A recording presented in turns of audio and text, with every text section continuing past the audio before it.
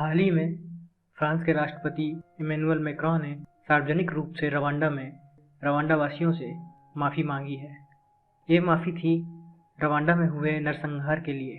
तो आखिर क्या है रवांडा जेनोसाइड और क्या रोल रहा है उसमें फ्रांस का, ये सब हम जानेंगे इस वीडियो में।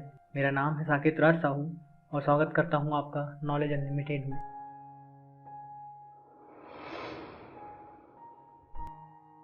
सबसे पहले मैं आपको बता दूं कि रवांडा अफ्रीकी महाद्वीप के मध्य में स्थित छोटा सा एक देश है जो कि चारों ओर देशों से घिरा हुआ है, यानी एक लैंडलॉक कंट्री है और इसकी राजधानी है किगाली। इसके पड़ोसी देश हैं Burundi, Uganda, Tanzania and DRC, democratic Republic of Congo, जिसका पुराना नाम था ज़ेर। यह लोकेशन आपको इस कहानी को समझने में अधिक मदद करेगी।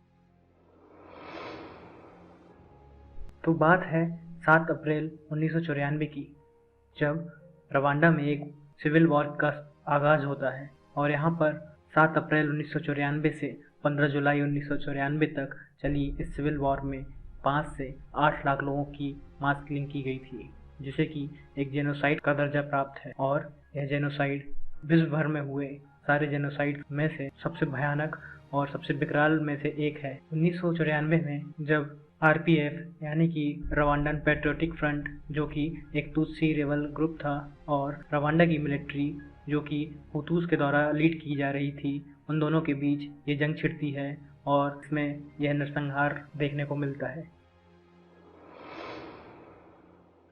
जैसा कि कोई भी युद्ध अचानक शुरू नहीं होता, हर युद्ध के पीछे कोई ना कोई पुरानी वजह होती है।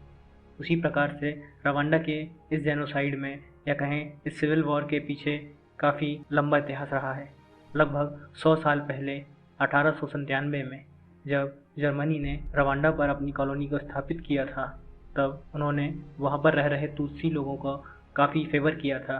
उन्हें इथोपिया से आया हुआ उच्च जाति का दर्जा दिया था और हुतूस को निम्न वर्ग का माना था। इसके बाद से ही हुतूस और तुत्सी के बीच में दरारें आना शुरू हो चुकी थी। प्रथम विश्व युद्ध के बाद जब जर्मनी हार जाता है, तब वहाँ पर बेल्जियम अपना कब्जा जमा लेता है और उस समय वहाँ पर हुतूस की जनसंख्या 84%, तुत्सी 15% और तवा 1% थे। बट बेल्जियम ने भी हुतूस को निम्न ही समझा और तुत्सी को ज़्यादा फेवर किया। और यही नहीं, उन्होंने एक कार्ड सिस्टम शुरू किया जिसके तहत सभी कम्युनिटी वालों को अलग अलग कार्ड दिए जाते थे उनकी कम्युनिटी के हिसाब से, यानी हुतूस के लिए अलग कार्ड, तुत्सी के लिए अलग कार्ड और तवा के लिए अलग कार्ड। इस कार्ड का उद्देश्य था लोगों को सुविधाएं प्रदान करना। तुत्सियों को इस कार्ड के तहत अधिक सुविधाएं मिलती थी, हुतूस को काफ़ी सुविधाओं से वंचित रखा जाता था। इसके कारण हुतूस और तुत्सी के बीच की ये दरार काफ़ी बड़ी हो गई और वहाँ पर धीरे धीरे करते हुए हुतूस के काफ़ी मूवमेंट्स शुरू हो चुके थे। इसी बीच दूसरा विश्व युद्ध शुरू हो जाता है और वहाँ पर हुतूस अपनी स्ट्रॉन्ग प्रेजेंस बनाने में सफल होते हैं। धीरे धीरे वहाँ पर हुतूस का दबदबा कायम होने लगता है। इसी बीच हुतूस के एक राजा की हत्या कर दी जाती है। इससे गुस्सा होकर हुतूस तुत्सियों की जान ले लेते हैं और तब से वहाँ पर हुतूस और तुत्सी के बीच विवाद चला आ रहा है।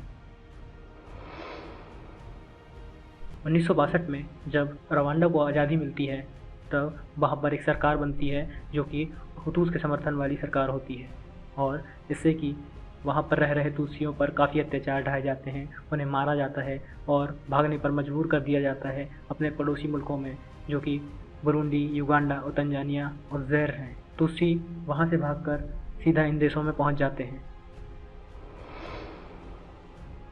इससे वहाँ पर एक संगठन खड़ा होता है जिसका नाम होता है रवांडा पैट्रियोटिक फ्रंट, यानी आरपीएफ, और यह तुत्सियों के खिलाफ हुए अत्याचारों का बदला लेने के लिए रवांडा की सरकार के खिलाफ, या कहें रवांडा की मिलिट्री के खिलाफ खड़ा हो जाता है। इसके बाद से उन दोनों के बीच वहाँ पर लगातार गोरिल्ला वॉर्स चली आती है, जिसमें एक दूसरों को मारकर छुप जाने वाली टेक्निक का उपयोग किया जाता है। 1990 से 1993 के बीच काफ़ी भयानक जंग छिड़ी होती है आरपीएफ और रवांडा की मिलिट्री के बीच। तब वहाँ पर तत्कालीन राष्ट्रपति जुवेनल हेवेरिमाना एक पीस अकॉर्ड साइन करते हैं आरपीएफ के साथ 1993 में, जिससे कि दोनों के बीच शांति बनाई जा सके। लेकिन कुछ कट्टरपंथी हुतूस को यह पसंद नहीं आता है और इससे गुस्सा होकर प्रेसिडेंट की वहाँ पर हत्या कर दी जाती है 6 अप्रैल 1994 को। 6 अप्रैल 1994 को प्रेसिडेंट की हत्या होने के साथ ही वहाँ पर इस जेनोसाइड या कहें सिविल वॉर की शुरुआत हो जाती है, जिसमें काफ़ी लोगों की जान ली जाती है। वहाँ पर रह रहे तुत्सियों को चुन चुन कर मारा जाता है हुतूस रेबल के द्वारा, और हुतूस की जो गैंग्स होती हैं, जितने भी मिलिशियास होते हैं, वो सभी के गांव में जा जाकर उन्हें ढूंढ ढूंढ कर मारते हैं। यहाँ तक कि चर्च और स्कूल में छुपे हुए तुत्सी भी उनसे बच नहीं पाते हैं। उनके हाथों में राइफल्स थी और तलवारें, कुल्हाड़ियाँ, जो भी नुकीले हथियार था, उनसे उनकी जानें ली गई। यहाँ तक कि महिलाओं के साथ काफ़ी बड़ी मात्रा में दुष्कर्म किए गए। बताया जाता है कि लगभग 2.5 से 5 लाख महिलाओं का रेप वहाँ पर किया गया था इस समय। लगभग 3 महीने चले इस युद्ध में 5 से 8 लाख लोगों की जान जाती है, जिसमें कि बड़ी मात्रा में तुत्सी होते हैं, कुछ हुतूस और तवा के समुदाय के लोग भी उसमें होते हैं। रवांडा की सरकार के द्वारा बताया जाता है कि लगभग 1 मिलियन यानी कि 10 लाख लोगों की जान कम से कम गई थी। यूनाइटेड नेशन में एक रेजोल्यूशन पास किया जाता है इनकी मदद करने के लिए। तब United nation assistance mission for Rwanda के नाम से एक मिशन भेजा जाता है जो कि इस मामले को शांत करवाते हैं।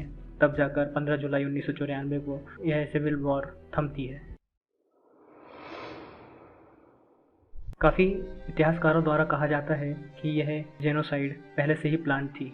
1990 से ही शुरुआत हो गई थी इस नरसंहार की। छोटी छोटी मिलिशियास बनाना शुरू कर दी गई थी और जो यंग हुतूस थे, जो जवान हुतूस थे, उन्हें इसमें शामिल किया जा रहा था। उस मिलिशिया में वहाँ पर आर्मीज़ बनाई गई थी जिनका नाम था इंटर अहाम्बे, जिसका मतलब होता है कि जो साथ खड़े हों, और इम्पुजामू गम्बी यानी जिनका लक्ष्य एक ही हो। और कहा जाता है कि इन्हीं आर्म्ड मिलिशिया के द्वारा तत्कालीन राष्ट्रपति की भी जान ली गई थी। वहाँ के रेडियो चैनल्स में एंटी तुत्सी प्रोपेगेंडा चलाए जाते हैं, जिसमें बताया जाता है कि तुत्सी हमारे देश के लिए काफ़ी डेंजरस एनिमी है और तुत्सी रवांडा के लिए एक खतरा है, और उन्हें कॉकरोच तक बताया जाता है कि ऐसे कॉकरोच हैं जिन्हें मारने की काफ़ी सख्त ज़रूरत है। इससे वहाँ पर रह रहे लोगों को भी तुत्सियों के खिलाफ गुस्सा आना शुरू हो जाता है। राष्ट्रपति हबियारीमाना के समय से ही फ्रांस रवांडा के साथ अच्छे संबंध बनाकर रखता था और फ्रांस ने काफ़ी बार रवांडा की मिलिट्री की मदद की थी आरपीएफ के खिलाफ जंग लड़ने में। जब जेनोसाइड शुरू होता है तब फ्रांस बेल्जियम के साथ मिलकर एक मिलिट्री ऑपरेशन चलाता है अमारिलिस, जिसका मकसद होता है रवांडा में रह रहे विदेशी नागरिकों की मदद करना, उन्हें सुरक्षित वहाँ से अपने देश तक पहुँचाना। बट इन सब के बीच उन्होंने वहाँ पर रह रहे तुत्सी और आम नागरिकों को बचाने से साफ इनकार कर दिया। यहाँ तक कि तुत्सियों की फैमिली में अगर किसी की पत्नी या पति विदेशी ओरिजिन का होता तो उसे भी वहाँ से ले जा लिया गया और उन पति पत्नियों और माँ बेटों को अलग कर दिया गया। जो तुत्सी थे उन्हें वहीं छोड़ दिया गया, बाकी सारे लोगों को वहाँ से बचा लिया गया। यही नहीं, जेनोसाइड ख़त्म होने के बाद भी फ्रांस ने एक ऑपरेशन लॉन्च किया जिसका नाम था ऑपरेशन टर्कॉइज। इसका मकसद था वहाँ पर डिस्प्लेस हुए लोगों की मदद करना। बताया जाता है कि उन्होंने 10 से 15 हज़ार लोगों की मदद भी की। बट रवांडा के लोगों द्वारा इल्ज़ाम लगाया जाता है कि फ्रांस का असली उद्देश्य था हुतूस को बचाना, जो कि इस जेनोसाइड में शामिल थे। उन्हें आरपीएफ से बचाने के लिए ही फ्रांस ने यह ऑपरेशन लॉन्च किया था। 2008 में रवांडा की सरकार ने फ्रांस पे आरोप लगाया था कि उन्हें इस जेनोसाइड के होने के बारे में पहले से ही खबर थी, बट उन्होंने फिर भी यह होने दिया और सरकार को खबर नहीं की। अब आप जान गए होंगे कि क्यों फ्रांस की सरकार, फ्रांस के राष्ट्रपति सार्वजनिक रूप से रवांडा के वासियों से माफ़ी मांग रहे थे।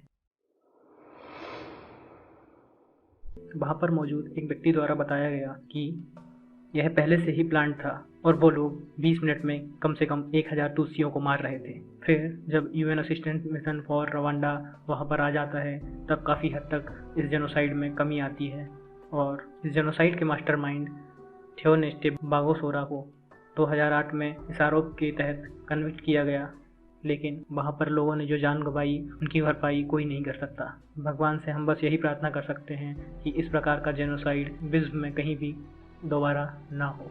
इसी के साथ यह लेक्चर ख़त्म होता है। अगर आपको मेरी ये वीडियो पसंद आई तो आप इसे लाइक कीजिए और सब्सक्राइब कीजिए मेरे चैनल नॉलेज अनलिमिटेड को।